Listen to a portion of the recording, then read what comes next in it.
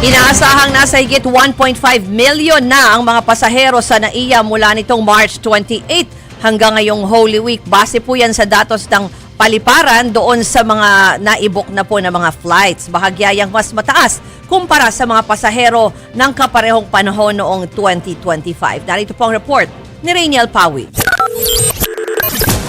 Matapos magsimba kaninang umaga, diretso na sa NAIA si Elsa Orbista na uuwi sa Negros Occidental. Tradisyon niya na raw ito para makibahagi sa pagninilay kasama ang mga kaanak niyang pari. Talagang devoted Catholic naman, kaya kung anong mga sa pag-oras ng Semana Santa talagang sinusunod. Hindi para magliwaliw. Hindi. Sa Tacloban naman ang tungo ni Miel Sambagi. Doon magpe-prayer brigade sila ng mga kaanak. Isa raw sa ipinagdadasal nila ang mga politikong sangkot sa korupsyon. Dapat naman, wag naman silang gahaman masyado. Mayayaman na sila. Dapat naman, di na sila ng ganyang kalalaking mga corruption. Kasi yung nagsasuffer yung mahihirap. Sa datos ng pamunuan ng NAIA, higit 1.35 million na pasahero ang gagamit ng paliparan mula March 28 hanggang April 5. Bahagya itong mas mataas kumpara sa mga pasahero ng kaparehong panahon noong 2025. Inaasahang ngayong peak season, 143,000 ang daily passenger volume sa paliparan.